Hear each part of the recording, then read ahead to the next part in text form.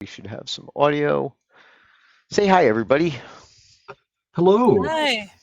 Okay, good. All right. Everything looks good to me. Did you already start the music?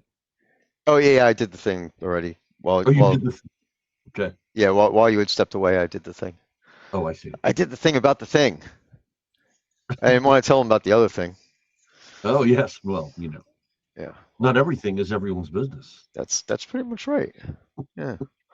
Um, and bottom line is I should just deal with it. Okay, let me see now where. Okay, hey everybody, and Merrick Dragon lives. All right. Let's see now. Where are we? Oh yeah, I knew. Supposed to read off some stuff. Okay. Why am I not seeing my script? There it is. Got boxes on it this time.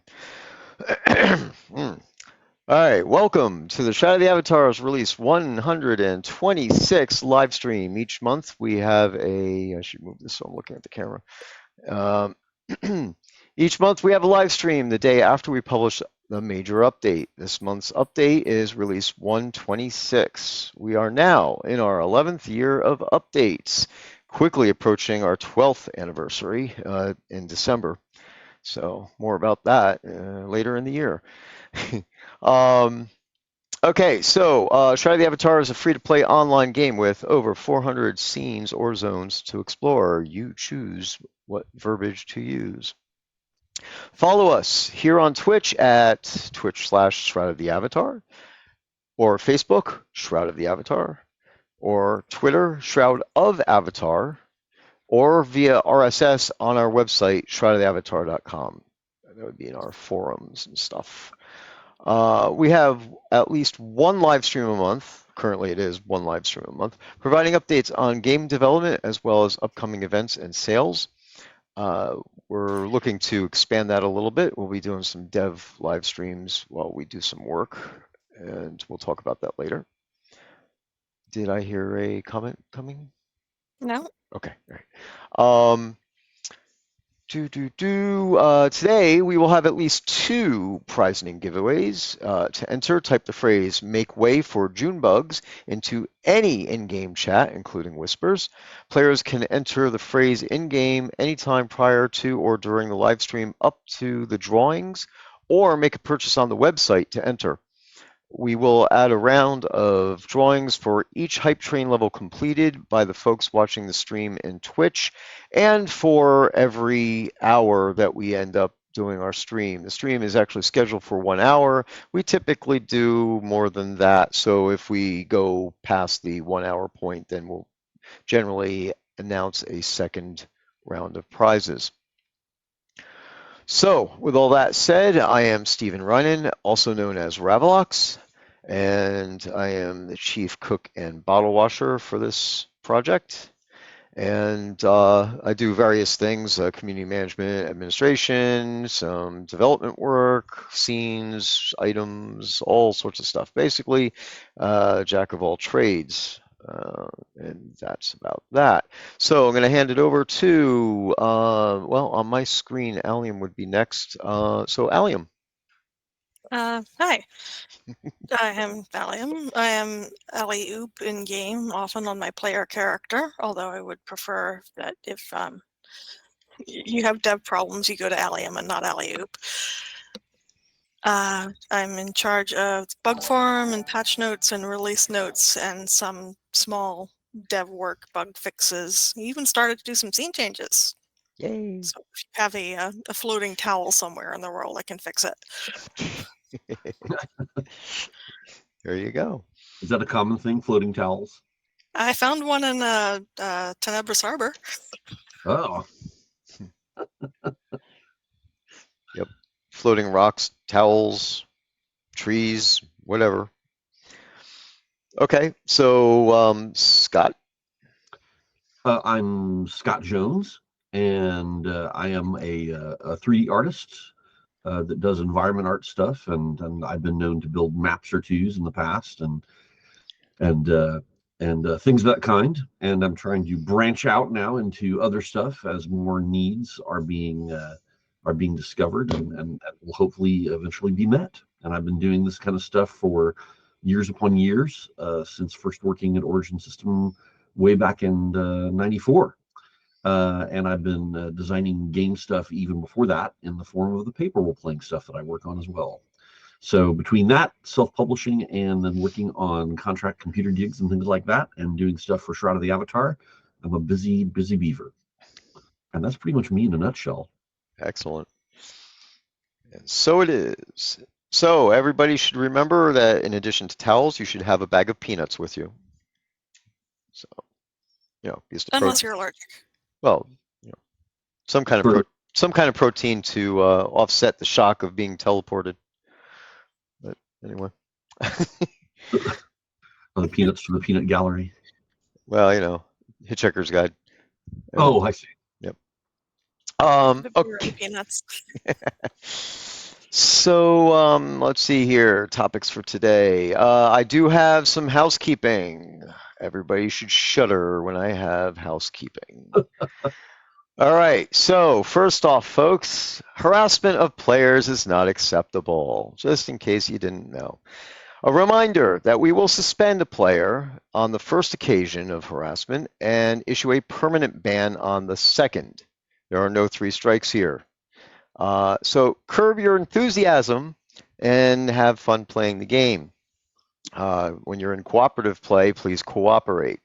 So really, we seriously take this stuff very seriously, and any reports that come into customer support are guarded. We do not tell anybody about what's going on, and third-party reports are not allowed. So if you are the victim of a thing, report the thing. Please do not ask somebody else to report the thing.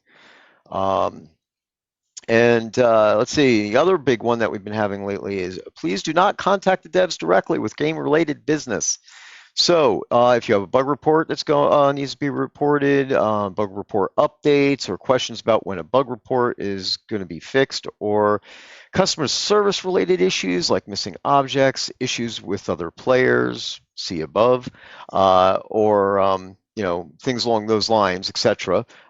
Please send an email to support@shroudoftheavatar.com. We will take care of everything that comes into. We respond to every email that comes into support. Don't send frivolous stuff, but obviously, if you have something that's going on that needs attention, that is the correct place to do it. You can submit bugs in the forums. Questions about game mechanics can be sent via Ask a Dev in UChat. So you do /u in the game. That brings you into universe chat. And then you do Ask a Dev space and then your question. And everybody in the game gets to see your question in case they have the answer. And it also gets transmitted to our internal chat. And we quite often have conversations about what Ask-A-Devs are being sent up. Same type of thing, please. Everybody has a great sense of humor, but sending us joke Ask-A-Devs is just wasting our time to go take a look at this stuff. Every so often, I will take Ask-A-Devs that we have not answered on stream or whatever and add them to the Ask-A-Dev answers thread in the announcement forums. So exploit reports definitely need to go to support@shroudoftheavatar.com. If you have something that you think is an exploit, please don't put it up on the forums. If we see that, we'll remove it. But we definitely need people to tell us what's going on via the support email address if something like that were to happen. And the general rule, if you find something you think is an exploit, you want to reproduce it once or twice, fine, but don't continue to use it. Especially once we make announcements that we found a thing and we're making a patch for it or whatever. You do not want to continue doing an exploit because now you're at risk of actually getting some kind of moderation for that. If there's store issues, again, harassment, all that should be reported directly to support. So thus ends my housekeeping section for today. All right, so Kodos are on sale on the website for 20% off. The rolling 2-hour in-game crown store sales will be 30% off. And deed upgrades are also on sale for 20% off in-game. And that was supposed to end on June 6th. I am extending that to June 7th because I failed to get the sales of the Kodos on the website in time, in a timely basis. So we got that done around what 6 or 7 p.m. on Thursday. Normally that should have been done by noon, so I added an extra day onto the sales for that. So yeah, I'm making some changes to my processes so that way I have a note jumping out at me saying, go update the website, ding dong. And there you go. So, okay, June's login reward will be a long dark wood table, and the subscribers this month have gotten a new vernal fire dancer outfit, as well as a long candle chandelier and a gold banded chest full of silver. So some of those items are actually in our prize list for today's drawings for the prizing. And as you guys see, I am not at Castle Atos yet. I wanted to show you guys what we have on the prize list. So go ahead. Just a small note that we know that the Vernal Fire Dancer outfit patterns are not currently hooked up to the right Fire Dancer outfit. The fix for that has already been submitted and will be in the next build. Excellent, good deal. All right, where I want to go, I want to do these in order. All right, so the first prize will be this lovely, sorry, Vanessa's not sitting in the game to do the model thing. It's a chest with gold bands filled with silver pieces. So this is a decoration that you could place on your lot, I believe, and player-owned town land too. I think that's what we did there.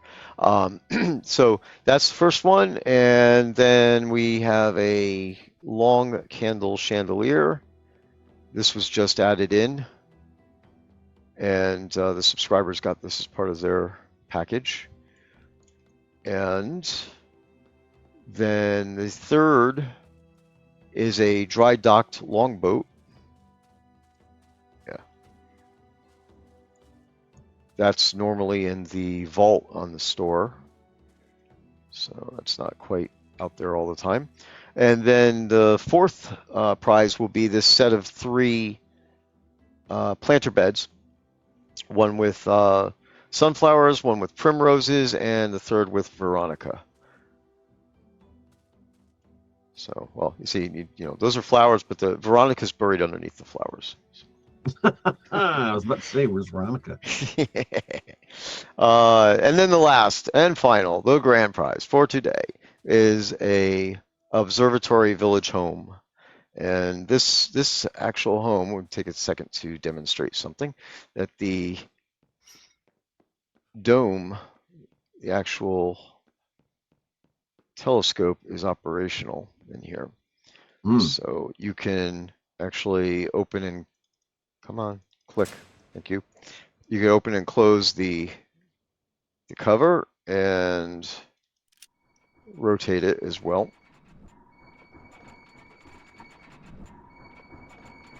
Rotates the telescope in the dome.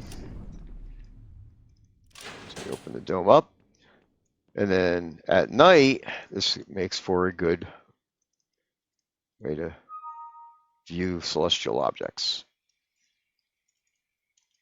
Get off that. All right. So with that said, those will be the prizes in the drawing later on today. And with that, I'm going to come over to Castle Atos because I'm pretty sure people are probably hanging out there waiting for me.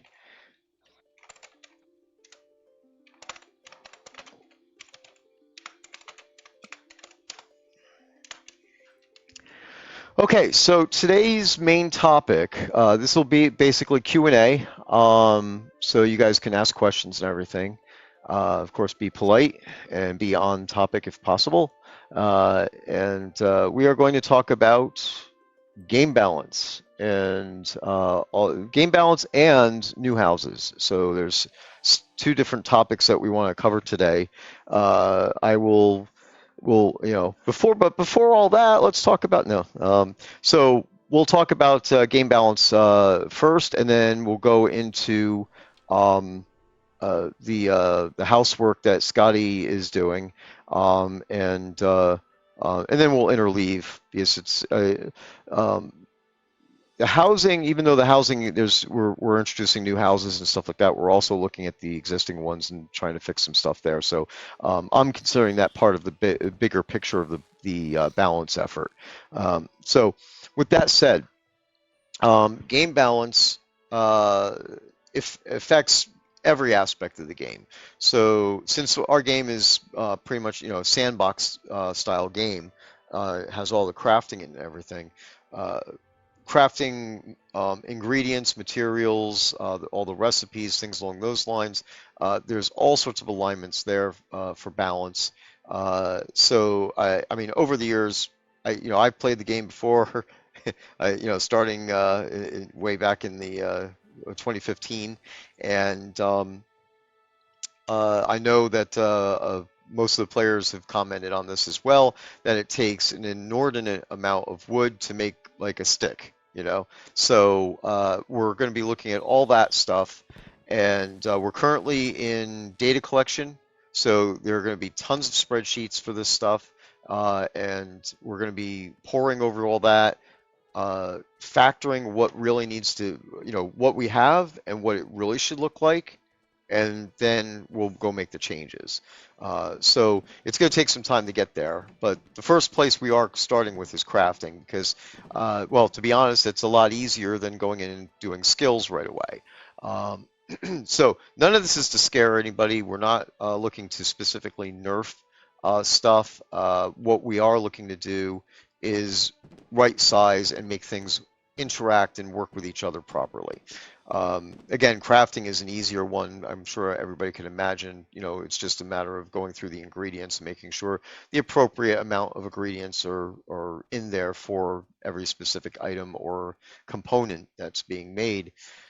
We actually already did touch on some of this stuff with the with dyes, and we balanced the dye ingredients already. That was geez, I don't know, was that almost a year ago? How long was that?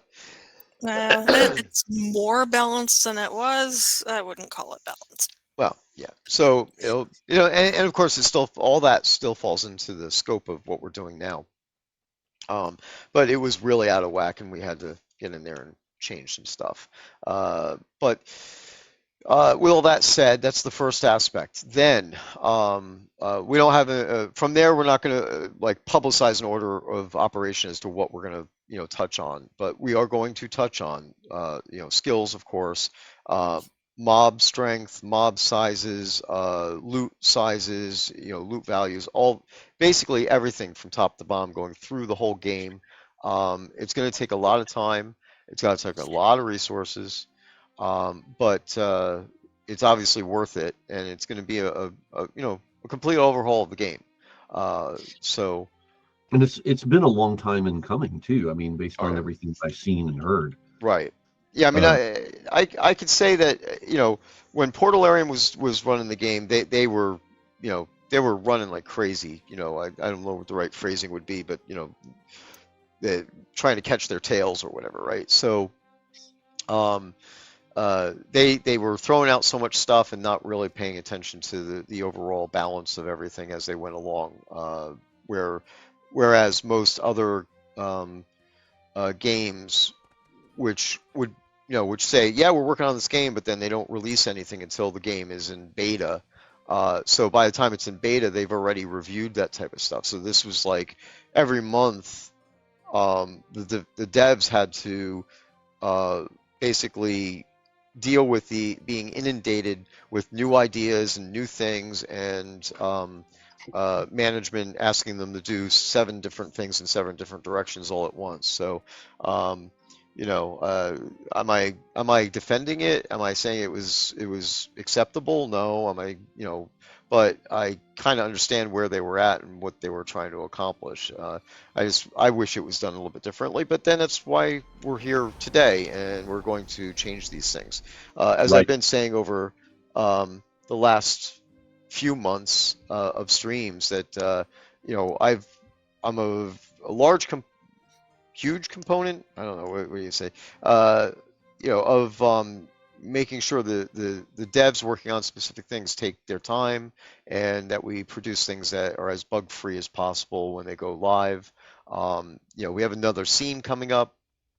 There's quests going in right now, and I'm not rushing anybody to put any content out. I want the stuff to be right. So the team is extremely small. You guys already know that. We say that pretty much every month. So quality is definitely the highest priority here. So that's why we're doing what we're doing. Well, and we've all seen this before. I mean, it's anytime you look over the game cycle of anything in the past, whether it was Portalarium's work or whether it was the stuff that used to happen with EA, and even up to now, you get complaints of, oh God, it took so long for the game to come out, and how come it took so many years of development? And yet at the same point in time, if you that's the macrocosm story. If you focus inward toward the microcosm of what was going on, you'll see the developers, specifically the worker bees trying to make the developers' desires come to fruition. You'll see them just racing around trying to get things done in a what feels like a rush at the last moment every time. And so that's why things can be that way. They feel rushed coming out the door, even though it seems like the production cycle took forever.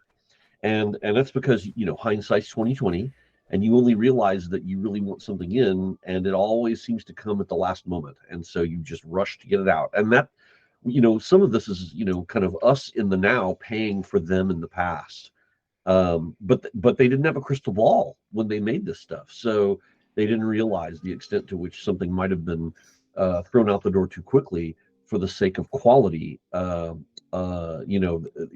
was sacrificed for the purposes and for the sake of quantity, and just getting something out there to test it or try it, and then suddenly it's in place. You know. And these aren't necessarily, like you said, these aren't necessarily excuses. It's just sort of the way things go, the way things are, and so that's why you'll hear some of the same kind of thing repeated when we start talking about the housing stuff later. It all falls into that same part and parcel of the, oh my God, the development process. What went wrong? Well, what went wrong is that we're all human, and future humans pay for past humans' mistakes. Yeah, exactly. So that's where we are as far as that's concerned. And again, this is going to go pretty deep. There's a lot of stuff that needs to be done. So we're using the crafting system balance effort as our initial work the bugs out of what we want to do, and make sure that we have a process set down. Once we do that, then we'll move forward, and we'll start creating more spreadsheets and collecting more data. So of course I have to extract a lot of this data out of the game. It's not easily accessible as well. Some of it is, some of it isn't. So um, I just wanted to note that we definitely have enough people here in Casletos for the max buff. So if you haven't gotten the buff, head over to the shrine pool over here on the east side, and jump into the pool for a second, and you'll get a buff that'll last like here for a bit, it was 72 hours, 3 days, and it gives you some good bonuses. So yeah, be sure to take advantage of that, and that'll survive leaving the scene and logging out and everything. It'll three real world days. Um, Okay, so basically, if we have some questions and stuff for us on with reference to balance, we could go ahead and entertain some of that. Uh, and so the thing is that just in general, yes, some things are going to be nerfed, but I could tell you right now, I mean, and you guys could tell me probably just as well as I could tell you that the loot all needs to be buffed up. So you're not looking at a complete overall nerf type of situation. There are definitely things in the game that need to be improved by adding more. Um, so the loot tables will have to be reviewed and scaled appropriately. The mobs need to be scaled, and this also leads into some other stuff. So we have, the balance of existing things, but we're also looking at the methodologies that we use for wave battles and scene difficulties and things along those lines. So those are definitely other goals separate from balance in itself.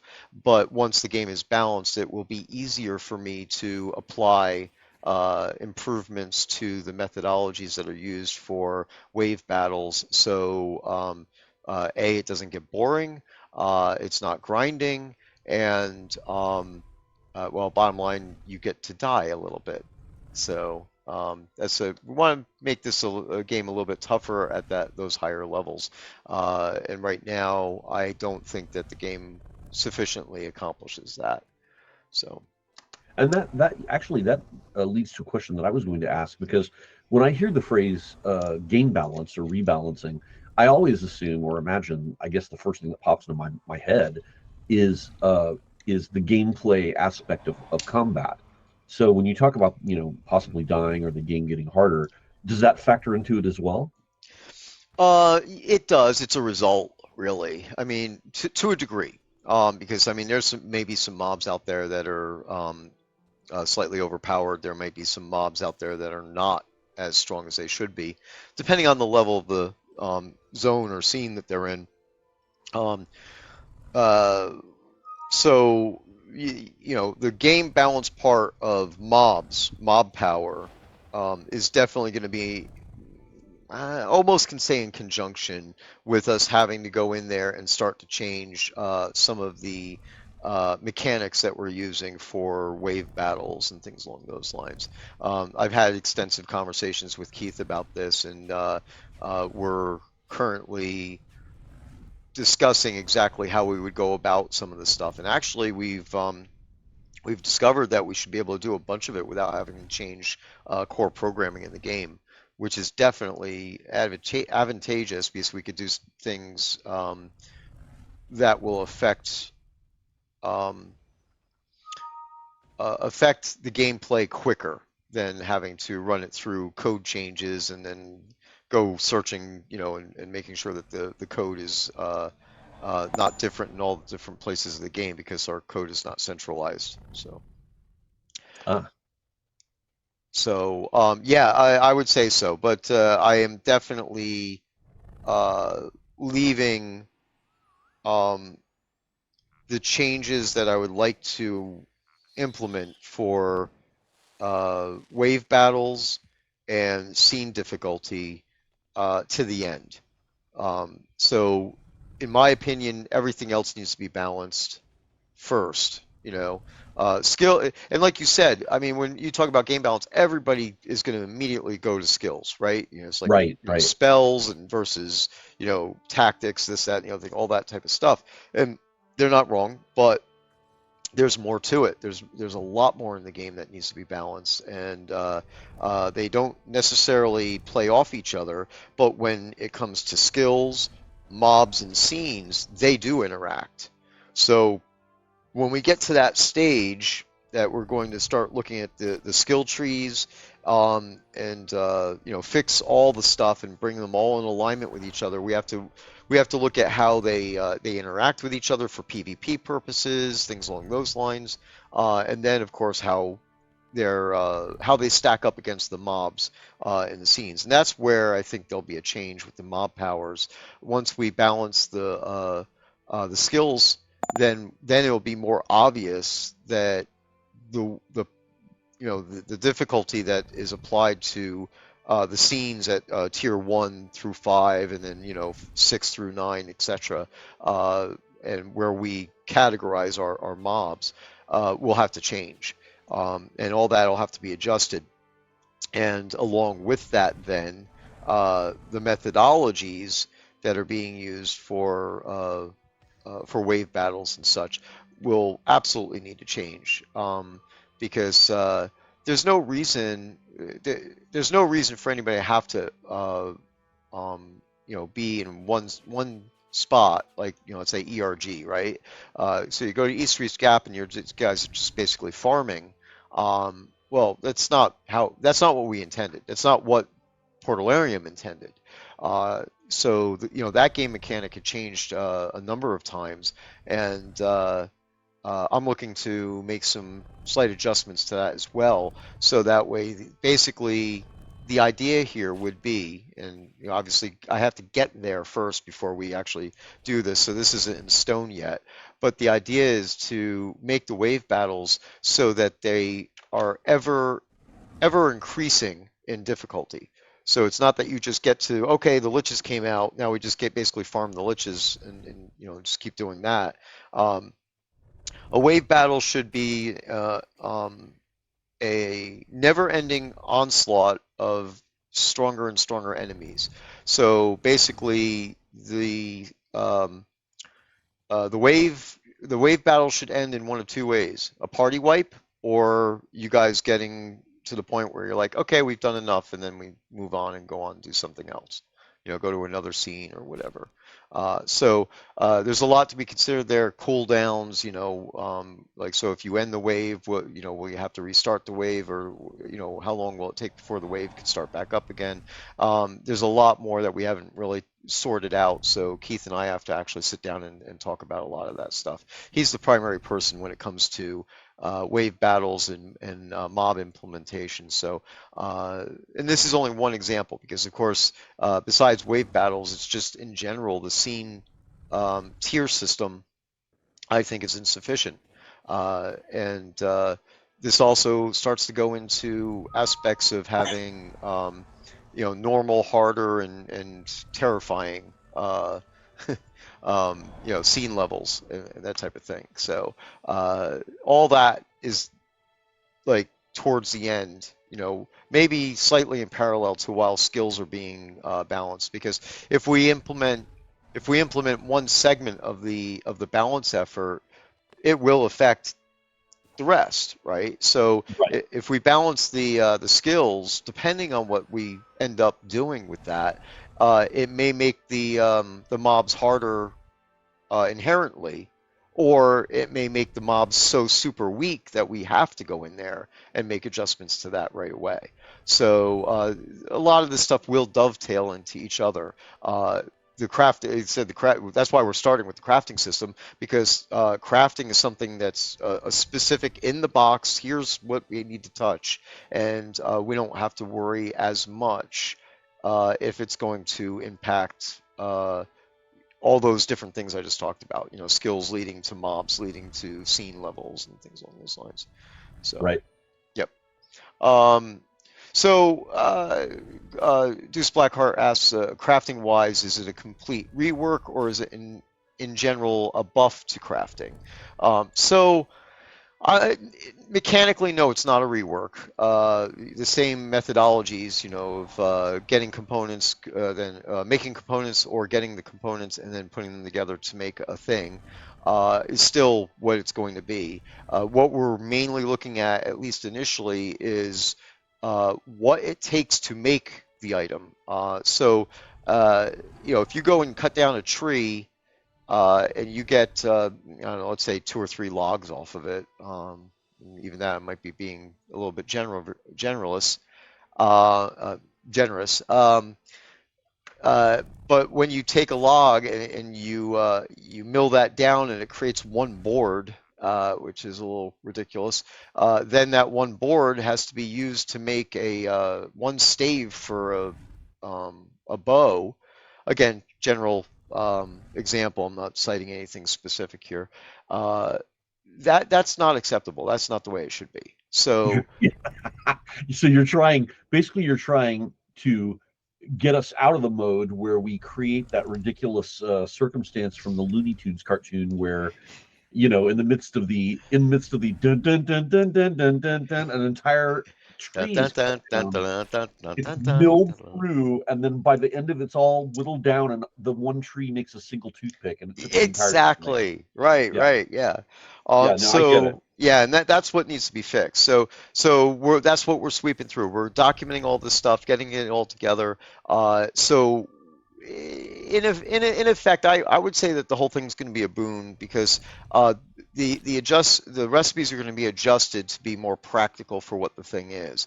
Of course, there is some spillover to that because resource nodes may need to be tweaked in the world, things along those lines.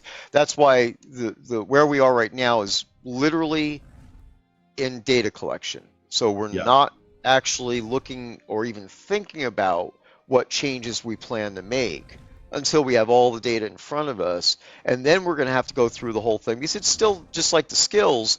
You don't want to make changes to carpentry that would imbalance things that are being made in blacksmithy. So the whole thing has to be gone through from again top to bottom. So there's a lot of data salad is definitely a word.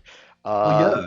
I mean, because we've got to define all the interdependencies. yep, yep, I mean, and define them well enough to really realize the trends of failure as much as the trends of success. right. I mean, I used to play a game and I forget what it was, but it was one of those games where, oh, you need to make you need to make a tooth totem. Oh, well, how do I make that? Well, first you need to go out and harvest these grunts or whatever it was to get grunt teeth.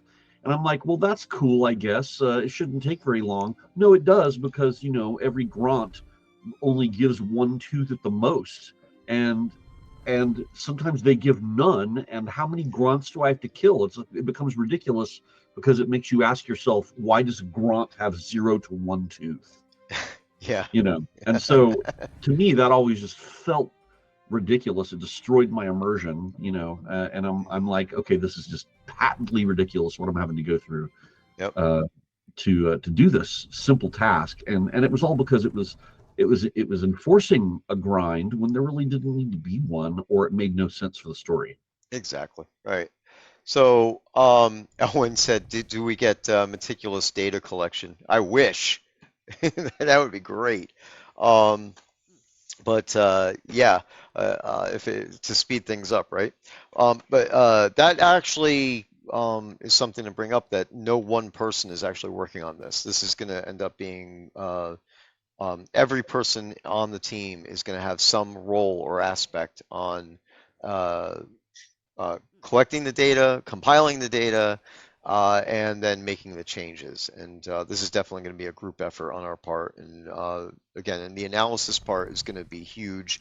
Um, we might have to actually increase the frequency of our internal meetings to deal with this when we start actually getting into it, so that way we could make things occur. Actual visible changes happen a little bit more quickly and frequently than it would be if we were just doing it based on one person and trickling through. So, and at the same time, we don't want to touch too many things in the game at once that we don't have to because we don't want to make the game feel alien. So there has to be some kind of a drift into this. But again, more details as we get closer to that, and we're not going to be leaking anything out about what we do, what we're thinking about doing, and as we get to the point where we're already staging the changes and the changes are technically in stone as it were, right? Then we'll talk more about that and get those things hopefully we'll get them on QA server to have you guys go and touch the stuff before it goes Yeah, live as test well. it. Yeah. So um, let's see, is there anything else going on here? See if anybody has any other comments that I missed? Irish Eyes is asking if we're getting a new Aether creature. A new Aether creature. Yeah, I What say believe you to that?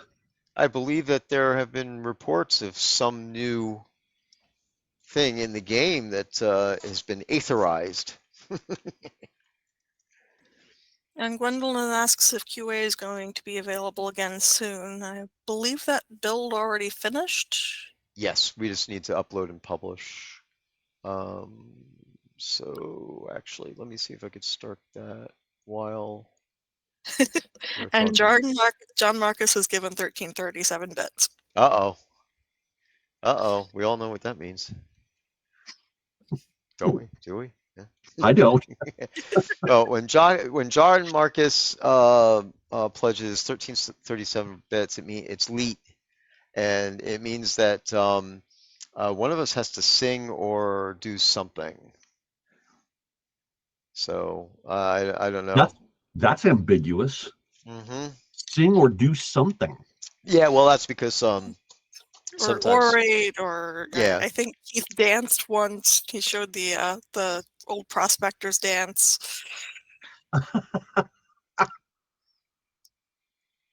Give me a second. I'm actually going into our server here to get this thing ready, so I could upload the QA thing. Yeah, I mean, we've been doing a lot of work, so the QA server has not been getting updated for public use as much as I'd like. I have the new server hardware, which I'm still working on behind me. I've advanced a little bit in where I am. And once I get those in place, I'm actually looking to put another QA server online that we would just use internally. So that way the external one is not impacted the way it is right now. Yeah, right now it gets shut down every so often because we're using the QA server for our own testing a lot more than we had been. Yeah. There's a bunch of stuff that needs to be updated. Um, there's a dev server that's currently offline as well, and that one requires an operating system upgrade. So I have a bunch of IT related things that are on the table now that just have not gotten to enough time to get done. Okay, all right, I got this is done. Now we can start the update. Go away. All right, so I'm going to start the upload of the QA patch right now.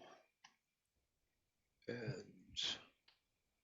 that way, by the time the stream is done, that should be ready to publish. QA. Okay. That button has been clicked. And I'll,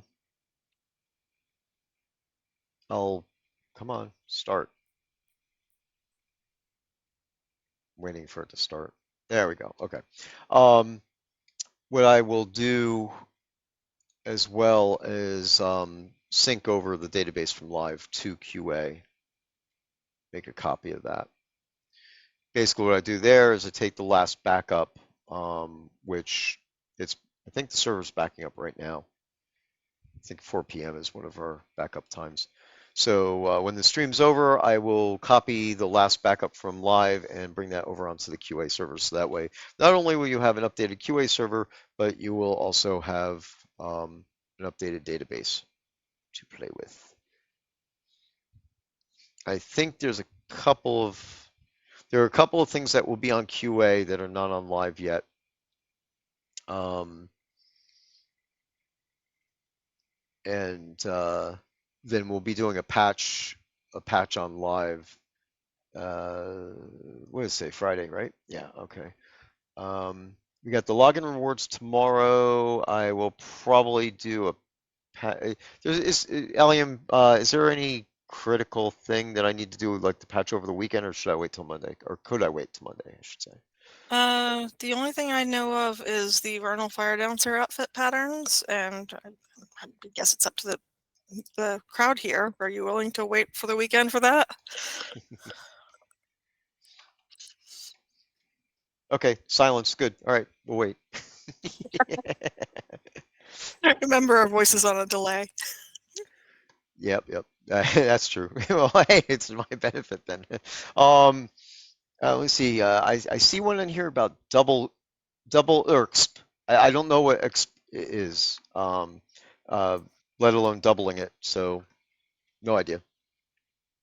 Let's see here. Where am I? I gotta get my game back. Let's see. All right, there we go. Now I can see stuff.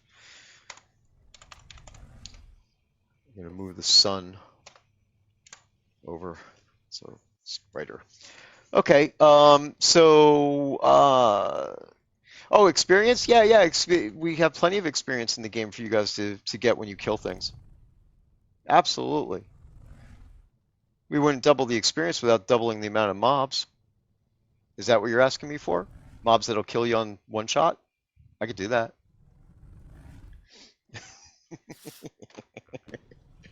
So, Oh, Galorn's got a good suggestion there. Double XP for people playing on Windows XP. there you go. Oh, okay. We have a request to repeat the phrase. What is the phrase? Where's I don't have my notes in front of me. The phrase, make way for June bugs. Say that in any chat you want. We are actually due to do a drawing, so take this as your warning that I'm going to start the drawings in within the next 5 minutes. And this is going to be the top of the hour for this set of rewards for this hour of the stream. And obviously, we have not yet even gone into the Scotty segment of this stream, so which we will do right now. I think I've been yammering on about the balance a little bit.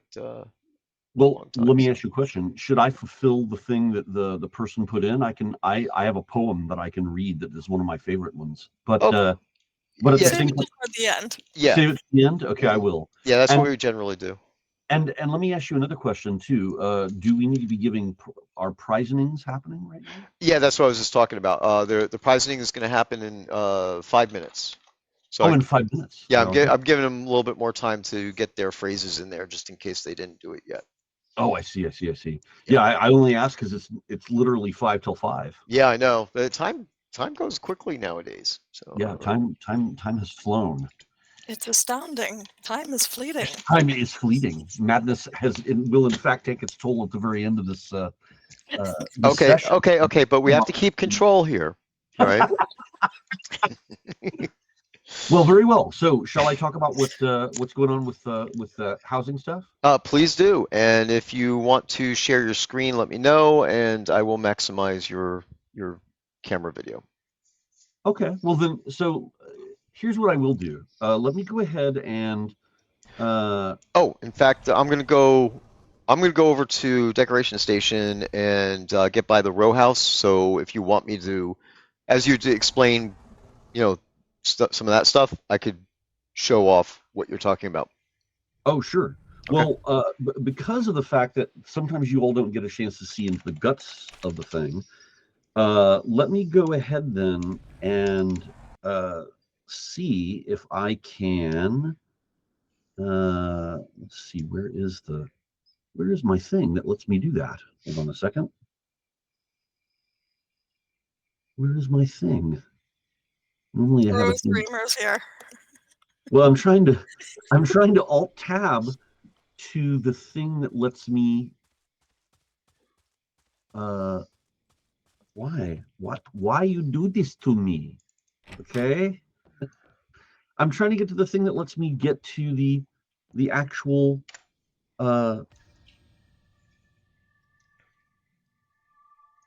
Oh, there we go. God, it wouldn't let me get to it. Okay, so yeah, I want to share my screen now. Okay. And so I'm going to hit present now, and let me just say window. I guess entire screen is what I want to share, and we'll let me do that. There we go. All right. I'm going to even put us off the screen a little bit and center this up. And can you all see what I have put before us? Yes, they should be able to see that. Okay, so while looking into the guts of some of the stuff that I wanted to kind of play with, one of the things that we had to do is kind of decide what is it that we want to achieve? And first and foremost, when I started to try to look into the idea of doing some good housing stuff, I tried to hurl myself into the deep end of the pool and quickly regretted it, because that was the form of that mansion that I was trying to make, that castle-like mansion. And I very quickly realized that, due to the complexity of the kind of stuff that needed to be done to make that mansion, I was way out of my league very, very quickly. I mean, the first time I put my hands into the pot of trying to prepare a building for the sake of having like the decoratable surfaces and the collision shapes and everything else that goes into it, it was that simple red barn that's in the game. And that kind of newly painted looking red barn was one that I was able to, really test and play with and kind of get my hands dirty. But that was years ago, many years ago. And that was so simple. It was practically but simple. And because of that, I didn't have a problem kind of getting into the learning phase of understanding what I was doing without messing things up, which is super important. I mean, here's me trying to insert myself into a process that had only been done previously and many years ago by one or two people, but primarily Bob the Builder. Um, and Bob says hello, by the way. I mentioned to him on Facebook that I'm like gonna do a live stream and be talking about some of the old buildings and things like that, and possibly doing some new ones. And of course his comment was, well, good luck with that. Because he knows better than anyone the complexities required to kind of make these spaces. And so when you're looking at this piece, for instance, right here, this is all one object. If I click off the object, it goes kind of dim, but you can see that it's the internal organs, so to speak. It's all the internal surfaces of a row house. In fact, it's the row house one, which we call the 4-story quarter village interior row house.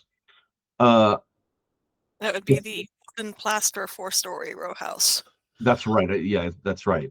And so if I unhide everything, then that's when you start to see the level of complexity that's going on in here. You see collision shapes on the outside. You see primary shapes that show you what can be collided upon, shapes that show you what can be decorated upon. You see, the testing being done that had been done on the various aspects of its uh, uh, windows, treatments, and all this other stuff.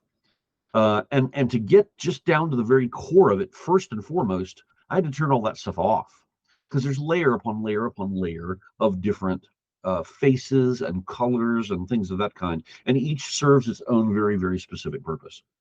Now, knowing that we wanted to gain more than just me starting to look at these original paradigms and say, what can I do to make new ones, new cool versions of stuff, new shapes for the insides, maybe wider floor spaces, maybe better placed, stairs, things like that. It required me to really look at this with a kind of a hard and condemning gaze in many cases. And here's why I say this. One of the first things I noticed when coming into and just looking into a place like this is, if I break this down to what this is made out of, then you can see that each piece that I touch, you see highlights. That is a single solid mesh. And those single solid meshes, you'll notice, have unfortunate circumstances wherein other meshes, like this one, literally overlay over the top of them. Now, those decisions were made many, many years ago when polygon count was an issue. And why would this make a difference in this case? Why having overlapping polys would it not matter? It's because when people try to create a single mesh out of this kind of stuff, even if all it is a single mesh that has separate surfaces on it, that, for materials and the application of materials, like this floor is one entire material, this stuff is all one entire material, but it's been split up, and separated, because it made it easier for Bob to try to build with them. But that doesn't mean that being easier to build with was more effective for the purposes of draw calls, vertice count, because when it comes down to the speed of the game, everything plays a part. And it's a huge juggling game. It's like trying to decide, okay, how bad is it to have more vertices because these things are split up? Because instead of being joined together at the seam, which would turn, this into, this thing into 1, 2, 3, 4, 5, right? 5 vertices. Instead, because it's split up into 2 separate units, it's 10 vertices. And if you see that happening throughout the world everywhere, those vertices just double up really, really fast. Likewise, when you try to join them together, you can also try to join together something in such a way that creates not just more vertices necessarily, but it also creates more line segments, which in turn creates more polygons. And so something as simple as me wanting to stick a four-sided shaft of like wood or whatever and actually join it up to a flat wall. The minute I stick it to that flat wall was originally one single polygon, and that one single polygon was easy to draw because it was made up of 2 triangles, and it only had 4 vertices in it. Suddenly, if I try to stick the end of a pole right in the middle of that wall, smack dab in the middle, I now have to separate that wall into 4 individual discrete square polygons, which are made up of 2 triangles each. So suddenly, just by putting a pole and sticking it into the middle and suturing it together, welding it together, I have now tripled or quadrupled the polygon count of that particular object I'm working with. And when you're looking at that happening again and again and again, every time you add a window to a wall, or every time you add, you want to add this thing to this thing to make it all one piece, you think you're saving polygons or you're saving vertices, when in fact, instead, you're not. And what's even worse is we also have to think about breaking these things up, not just for the sake of making things easier to build, but also because lighting is affected by the fact that if you have a giant long wall that you're trying to light, but it's not been broken up nicely for the purposes of lighting, then that lighting or that shadow or that other thing may affect it all the way from one vertex to the other, which could be way across the panel along a single thin little triangle that draws poorly now because the lighting is not broken up nicely on a vertex to vertex basis. Now, all of this is kind of blah, blah, blah. It sounds weird and complex. And for those of you all who don't have to build in these 3D environments, then it may not make a lot of sense. But for the purposes of trying to get this stuff done, you can see right here, Bob decided he wanted to make a little thing here, and that little thing makes it look like it's a little hole leading up to, up through this roof, through this little area, as if there was some kind of attic up there that you could have access to. That's the wrong message to send, even though it may be realistic for there to have been an access to an attic, because the player can never get to it. It just becomes this little tease that never pans out. Well, you grow that tease out and you realize that that thing is made of multiple polys. It's nearly a whole cube except for one side where it's open. And suddenly a roof piece now also has to be broken up and split up into these polys that you see surrounding it, just to allow that little hole to exist, which serves no purpose in the game. And in fact, because I double checked to make sure, it takes away from the amount of areas you can decorate, because that little square that's up in here is non-decoratable. And that's a prime space, as Ravlox pointed out, for a light to be hanging from the ceiling. Likewise, when these things are being built, there are so many things that have to be conceived of and taken care of that little aspects like this get mixed, or get missed, I should say. This is a wall inside of a room, and that wall ends right there at the edge of the stairway. But for some odd reason, these border pieces that should be right here, right? And you can see these separate polygonal pieces right here. That's a separate piece all on its own. And all of these are, of course, made of vertices. And for me to want to like take these vertices and mess with them, it means I have to drag them individually and touch them individually. Just to fix this whole thing requires me to very carefully go in here, make sure that there's no vertices selected in the wrong places, and then actually fix this stuff. Because otherwise, you can see what's happening right here. I'm looking right through this. As a player, if I walked around that room, I'd look right through it and it would look terrible. So knowing what I need to do, it's going to be some time it's going to take to fix this kind of stuff. But here's the deal. Why am I looking at this at all? Well, because I don't want to just necessarily reuse this as is. I want to make changes to this thing. I want to turn it into a new house, a house that has more floor room, a house that where maybe I take these thick walls that are thick for no reason and thin them down to give the players more floor space, to give me room to perhaps add a separate landing on the stairway, either above or below, to do things like, take out these strange wall bumpers that don't really serve a purpose and you can't decorate on them. Things that are really meant to be nothing but trim that looks like, this wooden paneling trim. But the wooden paneling are separate polys when they don't need to be. The wooden paneling represents polygons that are literally drawing in front of these polys back here that are always hidden. And yet the game has to think about every pixel that it draws and every pixel that it then lights. It has to know to draw the pixel and light the pixel and treat the pixel accordingly based on bump maps, normal maps, and things of that kind, reflection maps. And so, however many draw calls, passes that the material has to make in order to show you what that wall looks like. And in the case of this thing, it has it has two different maps on it that to show reflectivity as well as a bump. And then it has its base map just to show you that it looks like, old plaster. Those three things are three separate draw calls, and it's three separate draw calls for every pixel that has to be drawn basically on this material.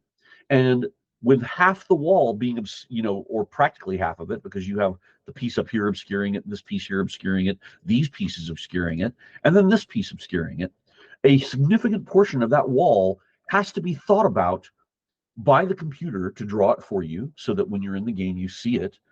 It's needlessly causing lighting effects to occur on a spot that you will never see, and it's doing it throughout the entire house at every level in every direction you look. Well, that doesn't need to be the case. It doesn't need to be the case. We don't need those extra polys. And um, if you multiply all that savings, not just for one house, but for every house that appears in the game like that, then me going through and fixing that first, and then maybe proliferating those fixes into the old houses without actually moving anything around, will allow me to potentially receive some savings when you multiply that by every one of those houses and every one of those problems that I fixed, multiplied across the entire map in every single scene in every part of the world. I don't know how much savings it's going to get us, but I'm hoping it'll get us some. And even if it doesn't get us like a lot of savings, it's going to get us enough to make it worthwhile, because it should not be wasting time on draw calls for polygonal architecture that you never get to see. Never, ever.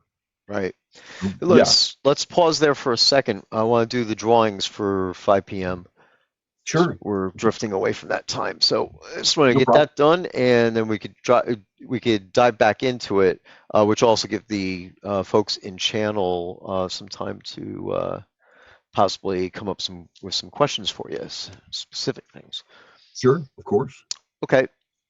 Does anybody want to read off a thing, whether it Allie, would be? you like to do it today, or shall I do it? Sure. Which one do you want? I'll take the character names if you like. Okay.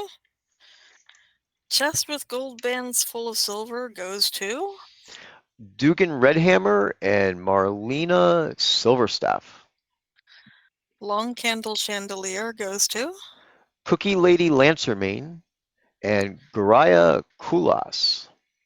who just got his new town yesterday. Ah, Oh, congratulations. Dry Docked Longboat goes to Morai Spirituality. I can't say that word. I think there's some formatting problem there. yeah, it went from dry dock longboat set of three flower bleds all on one line. Oh, yeah, it did. You're right. That's weird. That sucks. One, two, three, four. Oh, it didn't. It didn't actually pick a person for the Right. So Poor we'll do that thing. for the dry dock longboat, and then nobody gets a set of 3 flower beds. We'll have Yeah. to do that for the next drawing. Yeah. Yeah. And a Candriel got the other dry dock longboat. Right. And nobody gets the flower beds, and the observatory village home goes to. Inascual Inch and Akendo Cliff Sage. So congratulations to everybody who's won prizes, and we will be doing that again, and I'm going to go fix the code.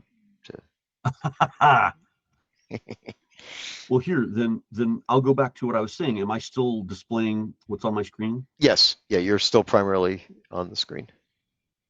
Okay, so to give you all an idea of what's potentially going to happen here, there's going to be 2 phases to this process that I'm going through, because the process is essentially, in general, trying to achieve this.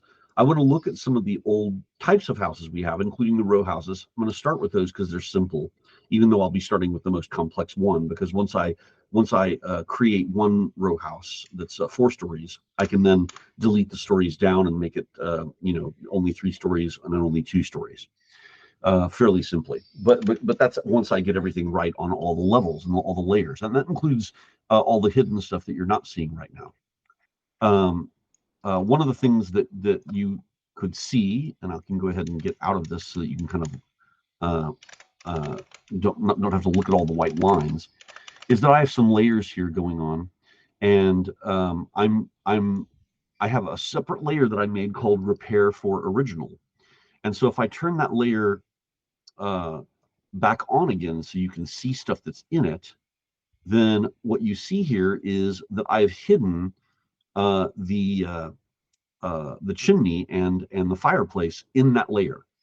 And I'll be putting other things in that layer soon too. And the purpose for that layer is that if I'm going to be redoing houses, when I say redoing them, I don't mean just redoing them like throwing textures on or whatever. Though I will be creating new textures and stuff for these things. I'll also be going in and giving new floor space. I'll be deleting things like these strange, like square wooden bumpers, like this that are in the room, and I'll be getting rid of thicknesses and polys where they simply don't need to exist, and I'll be making it look more like it was intended to be, which is those are intended to be sort of simple panels and decorative borders and things like that, and that will allow for more space in the room for decorations. You're not going to be like shoving chairs and stuff into oddly odd wooden bumpers sticking out of the wall like half a foot. The thickness of walls such as these right here that you see will become much thinner. I mean, and that's a lot of wasted space right down there in the middle of that could be used for other things, decorative plants, and goodness knows what else. There's just no reason for it to be that thick. And then I'm going to be all doing this space underneath the stairways. Yeah, so there's all kinds of space under the stairways that I could add to if I wanted to, and create, spots under it. Not like Harry Potter, but not necessarily even doors. I mean, there could be, but I mean, yeah, it could be a closet under there. It could be places for decoration. There could be like a little love seat under there, or whatever you wanted to put.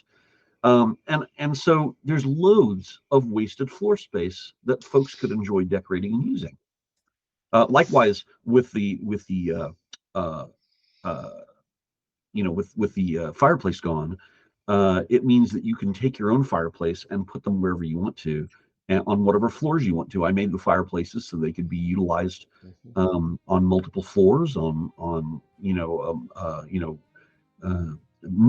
of them inside of the different chambers, and so the outside of the house will change as well.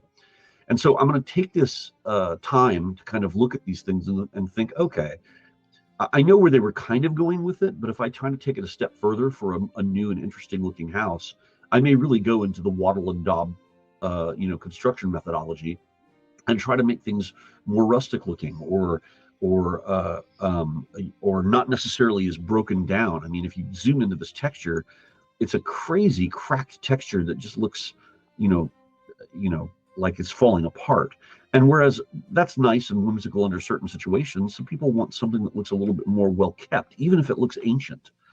So I'm going to be looking into that and considering those things, and I'm going to be getting rid of stuff that just doesn't need to be here, because unfortunately, like I mentioned before, and like Stephen mentioned, when people were making these things, they were making them as fast as they possibly could to try to get them into the game, and they hadn't had a chance to consider things like modularization of houses, or what if I wanted to rebuild it, with the same pieces, a different kind of house. Nothing was really made modularly, and we didn't know exactly how tall to make the ceilings. We didn't know exactly how wide to make the doors, and so all this stuff was very custom made, which means that later on it didn't leave open the opportunity for a lot of reusability and modular building. So, with that in mind, me going through here and trying to clean this stuff up, I also noticed things like this polygon sitting out of here in the middle of nowhere. It doesn't serve any purpose. You can't see it when everything is in place. Things like that got to be deleted. And so I'm going to be going through and not just um, not just retexturing or repairing things. I'm going to be refurbishing the entire houses at some point. But what that led to was an understanding that while I'm doing this, why not fix truly problematic areas that will not change the placement of where furniture and deco might be. It won't change the location or size of the current deco surfaces. In fact, it might add more deco surfaces. And I would work on all of that, including taking these things, these pieces, and uh, uh, moving the lower parts of these polygons up to where there's no hidden geometry anymore. And if possible, suturing things together where it won't create ridiculous excesses in extra vertices or extra polys. And if I can start suturing this stuff together and moving polygons up to where things are no longer hidden behind these polys, then at that point in time, we might get some not only savings, right? Because I can move stuff up and preserve the UVs of things, so that I can actually see this stuff no longer being hidden behind it, and it can literally live right behind those pieces, or it looks like it would continue behind those pieces without us having to sacrifice extra draw calls for no reason. Draw calls that players will never be able to experience or enjoy, because they're literally polys that you can't see.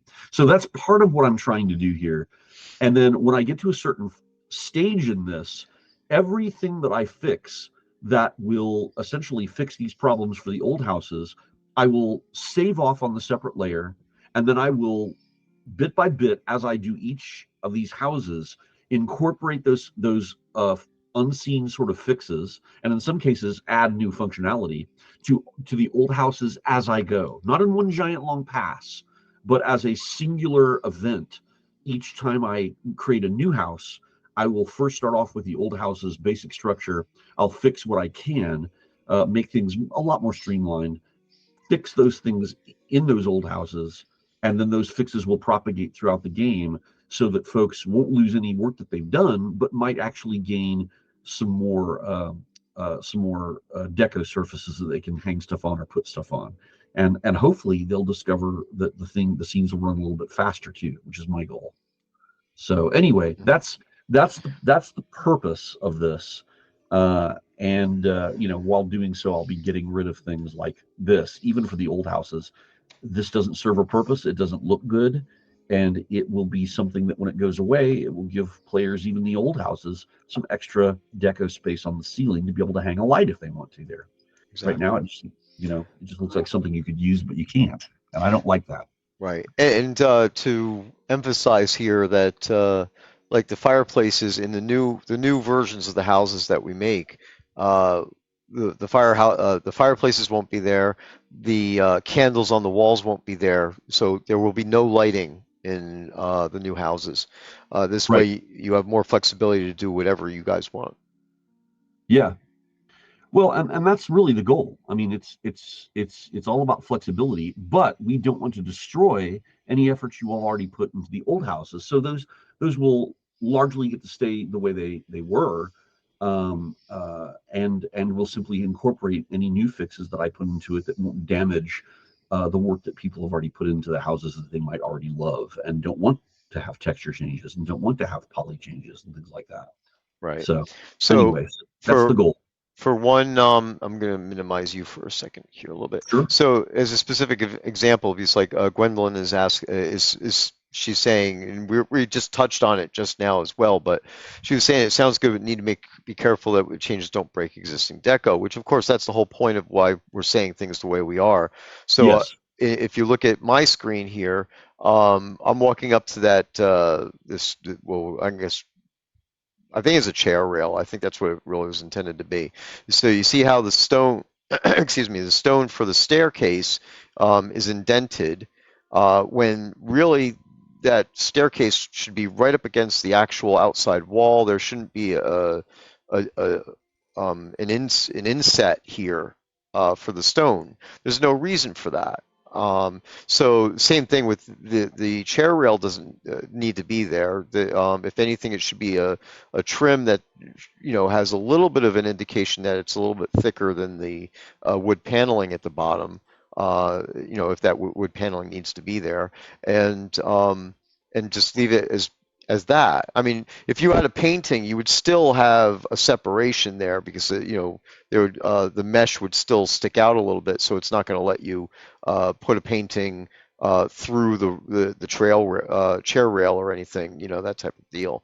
But the point is that this would be done in the new house mesh, but not on the repair, because this definitely would impact any deco that would be there. Uh,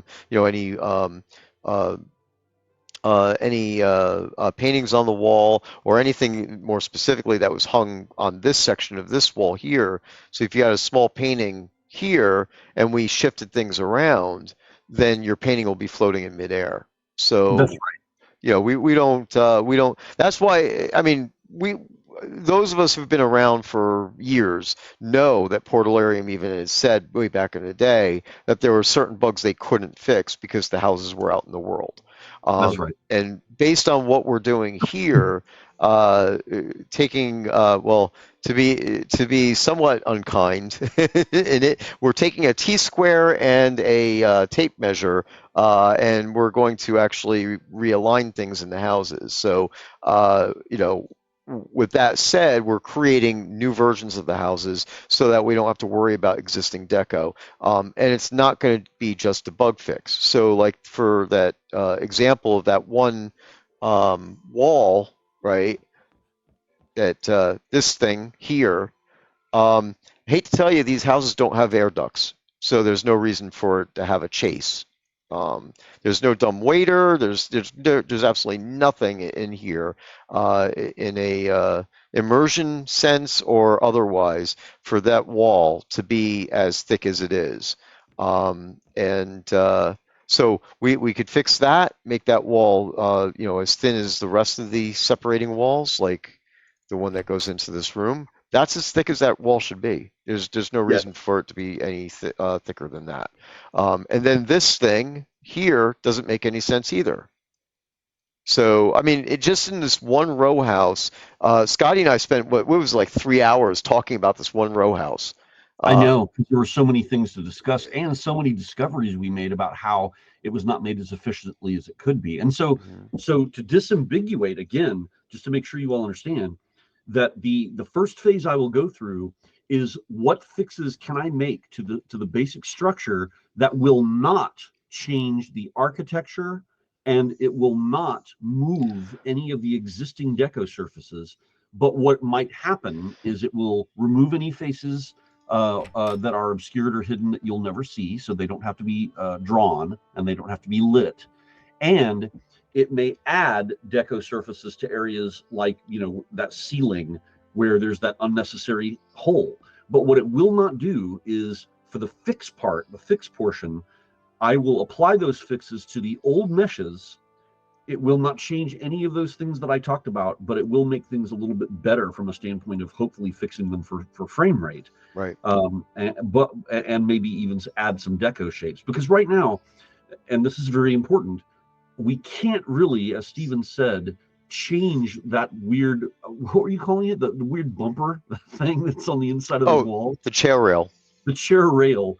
Yeah. We can't fix that in the old stuff because what Bob did do, though he didn't add a deco surface to the top, which it looks like it should. It's so thick and wide that it looks like you could put a whole row of knickknacks on it if you wanted to, and vases.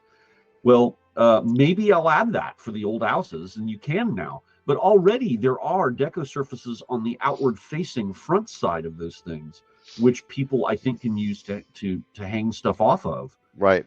And so I don't want to push those back against the wall, because then you'll have a lot of floating objects in old houses where people were using those for wall facing deco surfaces. So I won't be changing any of that. None of the actual architectural shapes and sizes and distances will change. Not for the old houses, but hidden polys will go away. The draw calls will get better, and I might be adding some more deco surfaces just to make them more interesting for the people who already own them. What will be changing then, though, is that I will use the basis of my fixes to turn around and craft a new, in this case, row house out of this. And I may make the, I may, and in that new house, only, sold as a new house or offered as a new house in some way, it will have dramatic changes to the interior space. It will have more floor space. I will open up things underneath stairways and make use of that space so that people will have that. Just as Allian suggested, I will be making sure that there are proper uh, widths and thicknesses to things like the dumb, the wooden bumpers on the walls, so they look more like flat trim up against the wall, which will hopefully increase the number of things that you can put against the wall and not be worried about them just cutting right through it. It'll offer a lot more freedom, especially when when the fireplace is gone and you can put whatever you want down there, and that way you can't you won't expect to always see a fireplace whenever you walk into someone's house. It's as they want it to be, not as we wanted it to be for whatever random reason in the very beginning when these things were built. So I want to provide freedom, and that freedom is going to be available in the new houses that I will make based roughly on the old houses, just to make sure they fill the same space, obviously. But Mhm. I'm probably going to do some new treatments on the outside to make it look more like wattle and daub, or thatch, or whatever. There's several different building methods that were used in the Middle Ages and in the Renaissance. I'm gonna look back to those and see if I can hearken to some of those things even more, and improve quality, maybe change stone color, do a bunch of other stuff in addition to the fixes, because I want them to be and feel like a new house when you walk inside, a different house. Right.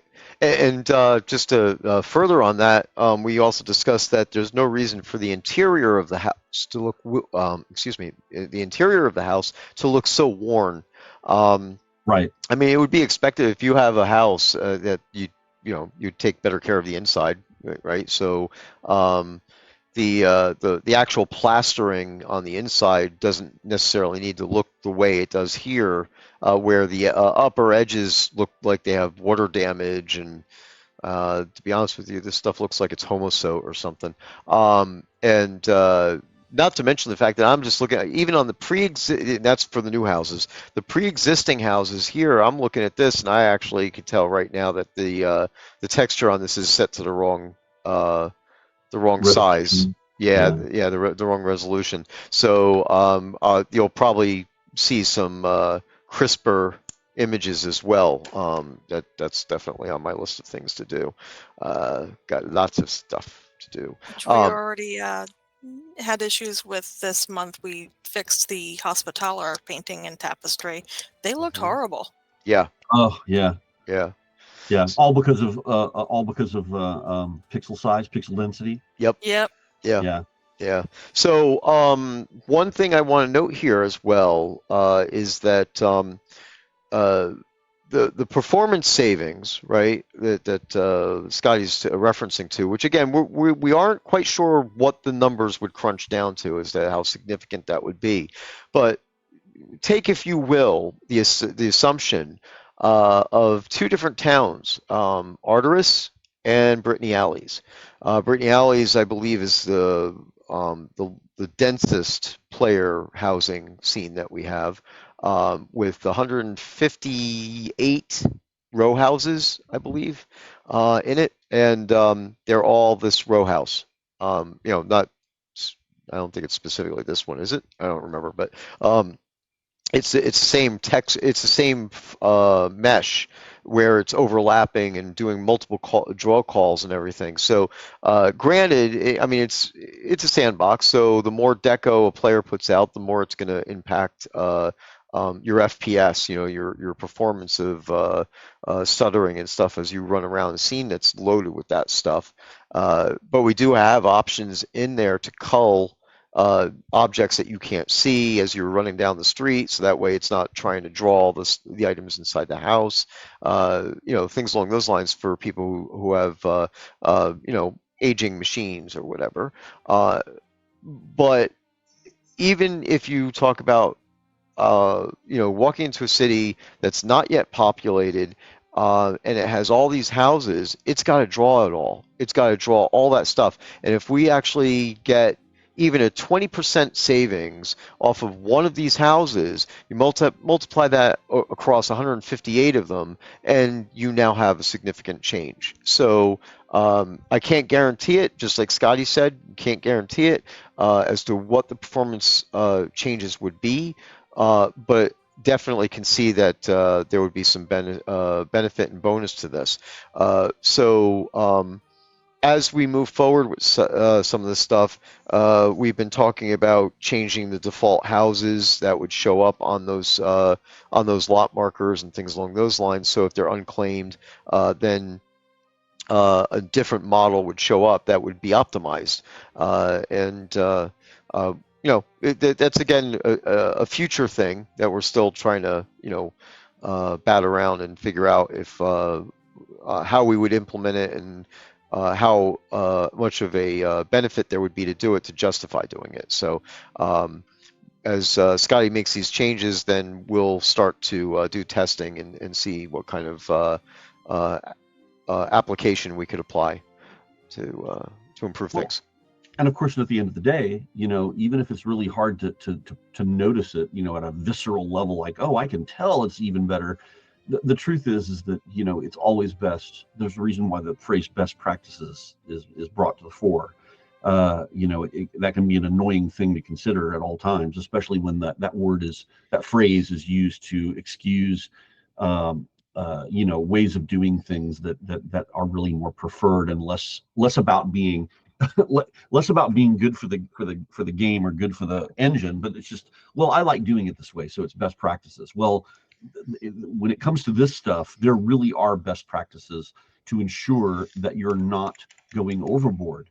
And prime at the very base and heart of it all is don't leave hidden polygons in the scene. Just don't do it. Right? Take hidden polygons away. They don't need to be there. They're not drawn. You don't want them, tapping the resources of the machine, of your code, of your engine, anything.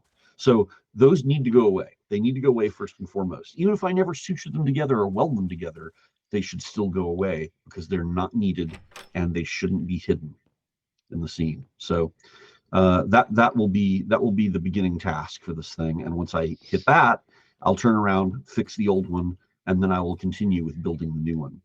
So, and that's the plan. That's it. So and of course, starting with row houses, same reason why we're starting with crafting on balance. They're simpler meshes, stuff that we could, get our arms around pretty easily and get to completion quicker. So the intent here is to get the one row house done, and then you'll have a 4-story, 3-story, and 2-story version of the revised or remanufactured new floor plan version of that row house. In addition to the fact that those 3 versions of that existing one would be repaired as much as it can be without affecting existing player deco, and then we move on. And so from there, we're talking about maybe going on, move to a village, so we won't like sit there and spend a lot of time doing all the row houses right away. We do a set, go on to a village. It gives us blueprints. So we now now we know what we've done with the row houses, and then we could go on and we could do a village, and then so on and so forth up the chain. So we have a new house for each size, and then go back and do another row house. And once we go back to do like another row house, we have a template at that point, which makes it, in theory, would make it a lot easier because specifically with the row houses, as opposed to all the other houses in the game, um, their their footprint is exact. It's the size of the lot.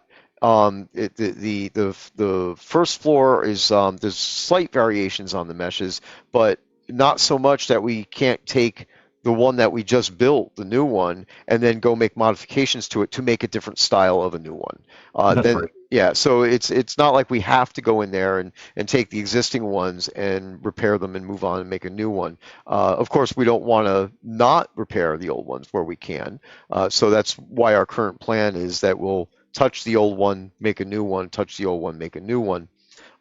But we should be able to um, uh, produce a few new row houses with variations that you guys haven't even seen in the old stockpile yet, because they're not that hard to modify in the meshes.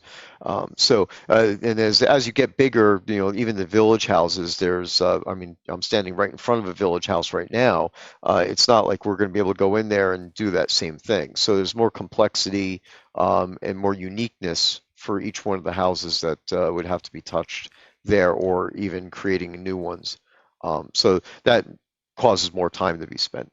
So anyway, with all that said, one thing I wanted to note as well was that the exterior of these houses, though we may remap new textures onto them for the new houses, they're generally, if I remember correctly, Scott, that there's not a lot of work we have to do on the outside of these things. Not a lot, although I mean, if I home in on a nice architectural style that I enjoy, and it may have decorative elements that might add a few extra polys or require me to move some beams around to affect it, kind of creating a more gingerbread look or whatever it is. Then yeah, I might do that too. So, but for the most part, like you said, because the row houses especially have sort of a footprint they need to exist in, and that footprint also determines how they interact with anything that happens to be right beside them or around them. I can't affect them too much except superficially and in a very decorative way. Yep. So Perfect. Yep. So, that's and a reminder that if you haven't already, say the phrase in game. What was it? Make way for. Ducklings? No, I don't think it was duckling. Are you Was talking it about the June bug? centipedes? June bugs. That's it. Yeah. So, I mean, yeah, we are coming into June, so it makes sense. yeah, exactly. So yeah, we want to have everybody say the phrase in game, make way for June bugs. And that'll get you entered into the prizing. We'll be doing another one towards the top of the hour, or as we wrap up the stream if we get there before the top of the hour. But we are in our second hour of the stream and still pumping along strong here. So okay, let's see. So so that's an overview on what we're going to do with the housing, and Sky's already started working on that, and uh, we'll see how we progress forward with that type of stuff. We do have a huge backlog of bugs, so there's no need to go out and start reporting decoration bugs and things like that with houses. I would have to say that I'm pretty confident that 99% of the bugs with the houses are already documented. It's just a matter of getting to fix them and figuring out whether or not they can be fixed on the existing placed houses.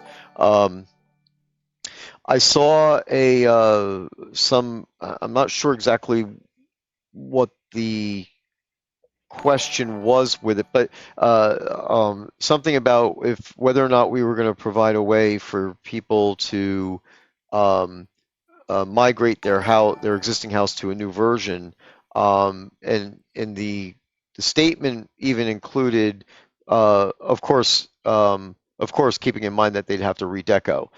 So um, I'm not sure what was intended there, but just to say that uh, yes, you would have to, you'd have, if you're gonna change this house, it's just like changing to any other house in the game.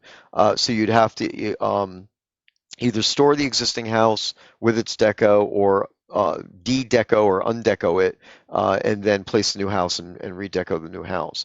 There's not really going to be any way for us to practically provide any methodology to do a transition from the old version of these row houses or any houses to a new version of the house. The new houses are going to be so significantly different for their well, the outside footprint's the same, right, for the row houses, but the actual floor Inner floor plan, space. yeah, the Yeah. floor plan of it, or the space within the it's going to be completely different. Well, mostly different, we'll say. And I mean, I went through that house as if Scotty was a real estate agent, and I was complaining to him how the floor plan of the house sucked. So, um, Yeah. you I know, mean, walls will shift, spaces will open up. yep, I yeah, mean, new landings on stairs might appear. You know, exactly right. Yeah, that there's again, like I pointed out, the staircases that are not right up against the wall don't make sense. I mean, there might be some uh, some psychological type of thing that you're not right up against the wall when you're walking up, but the bottom line is that, and it's not even at that amount for where that. I'm gonna go back there. It's well, better if I people mean, see it.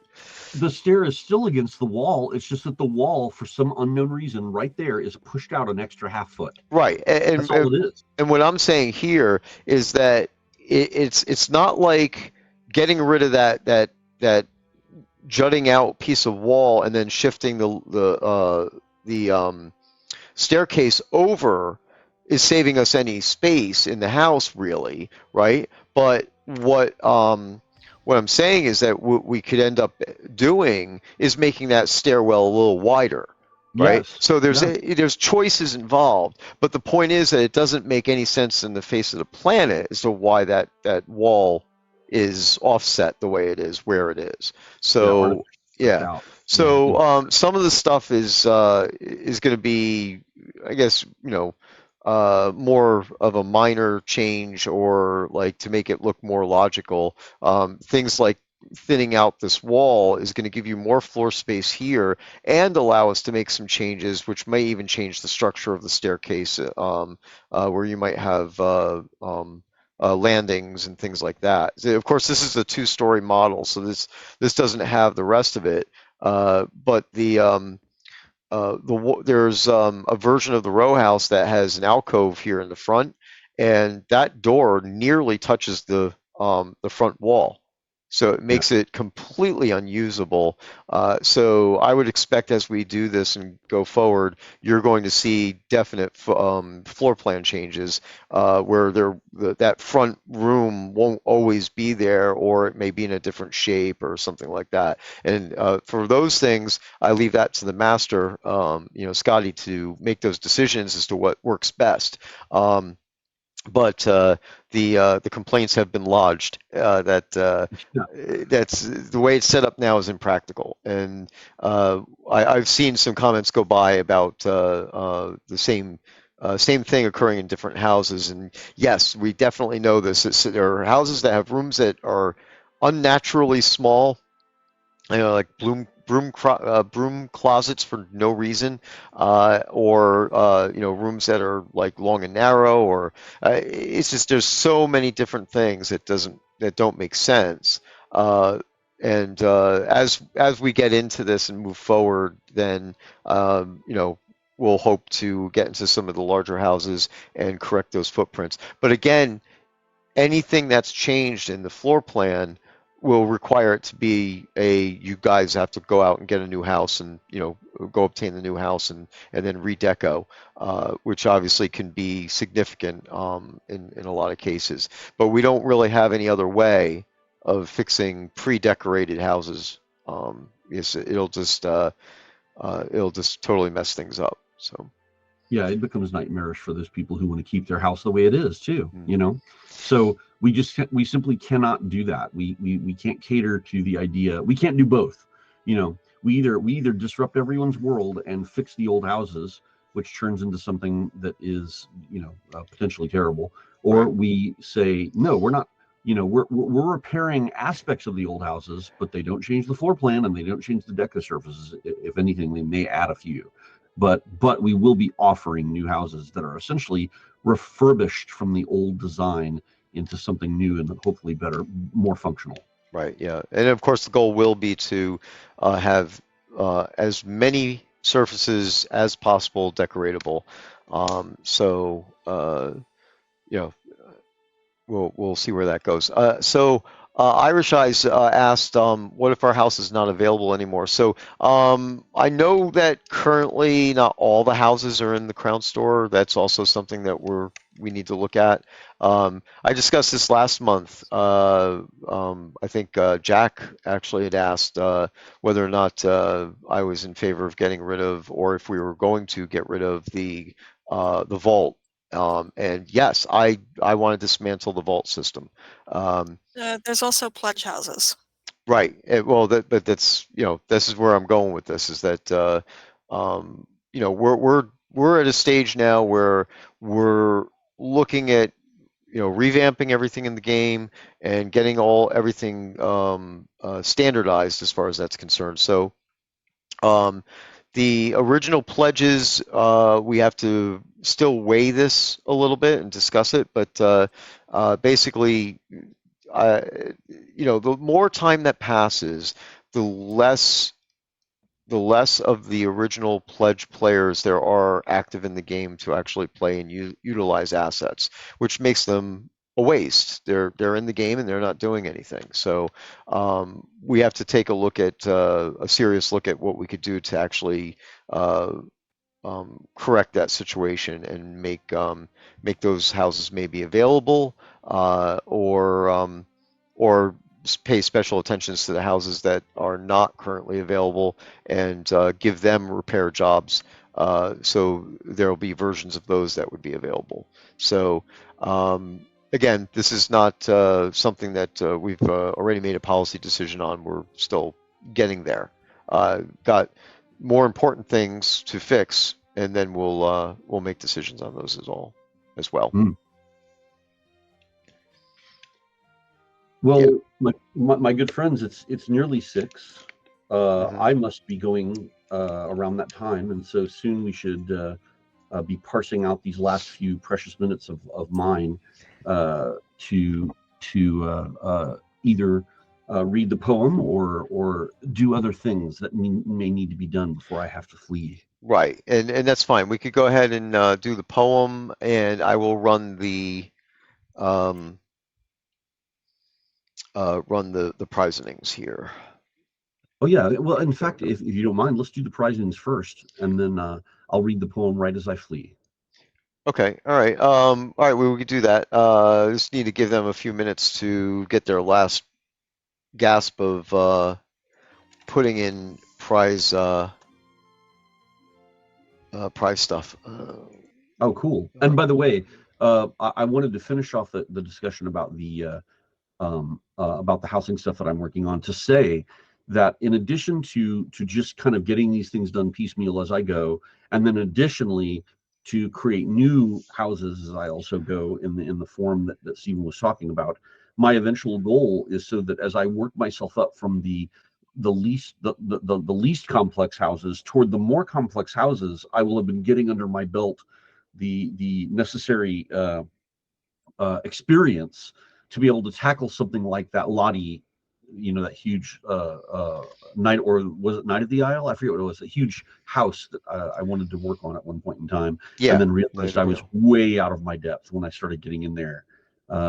Hopefully, by the time I'm done with a good 2 or 3 of these simpler houses, I'll have the confidence level and skill to be able to actually handle the beast that is the really gigantic houses and castles that we have on the upper scale and upper end of things. Because I would like to see more of that kind of architecture come into play for those that enjoy, having those giant places and giant houses. And I really would like to see, some other styles of architecture come into play that we haven't even touched upon yet, like maybe some, Indian or Southeast Asian or Arabic or something that like harkens to some other some cultural stuff that we haven't played around with enough that I know people would enjoy.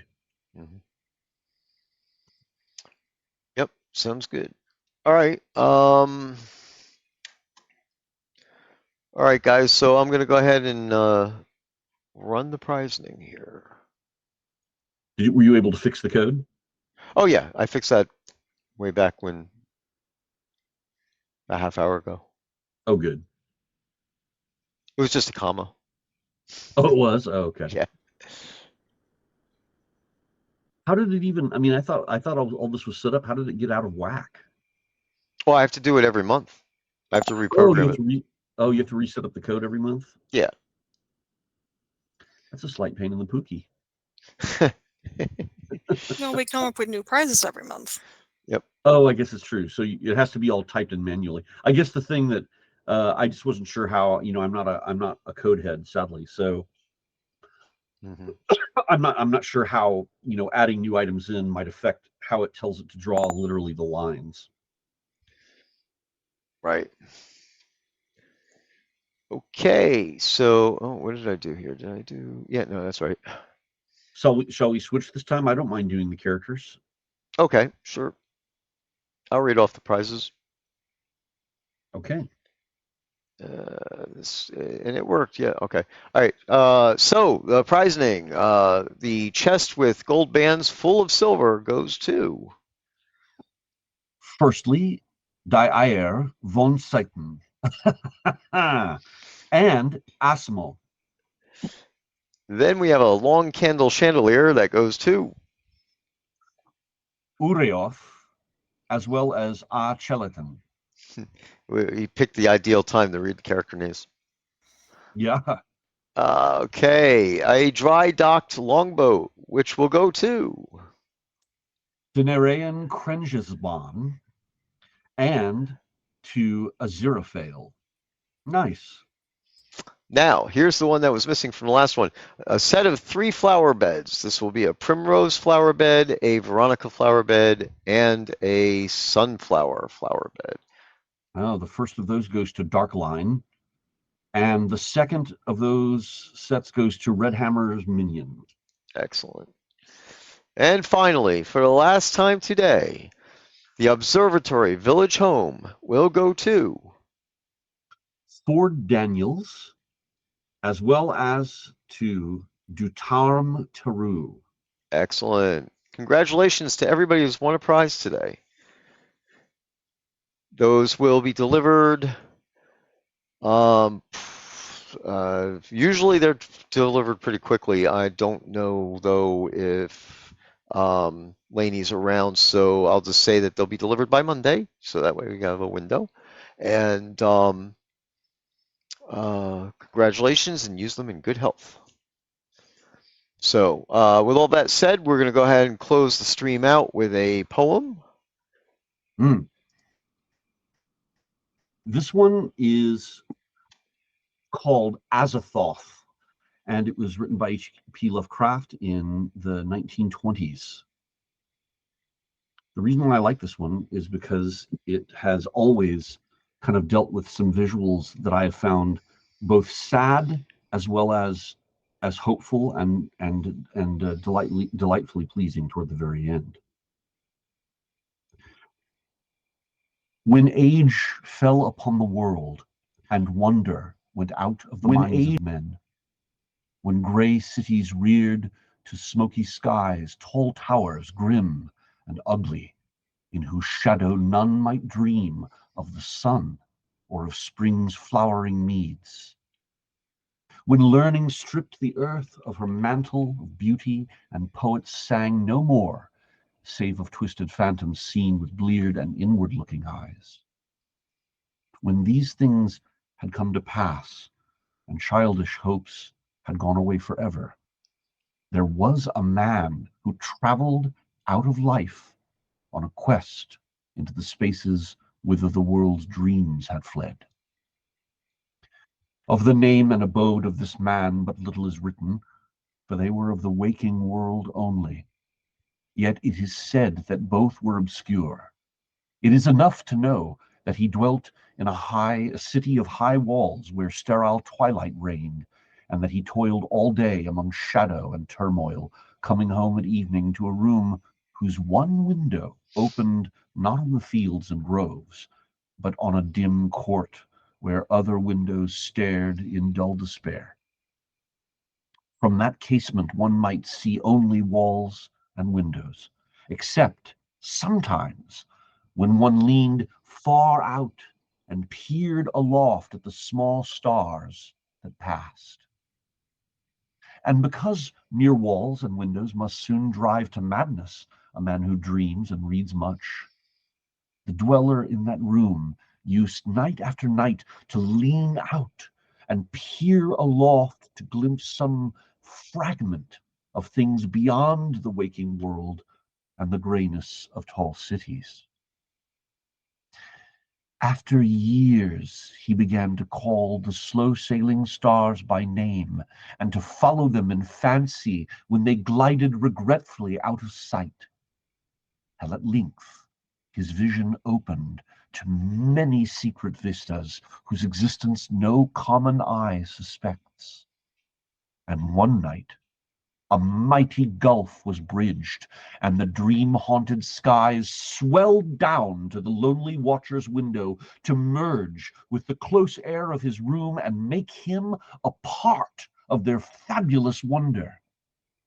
There came to that room wild streams of violet midnight glittering with dust of gold, vortices of dust and fire swirling out of the ultimate spaces and heavy with perfumes from beyond the worlds.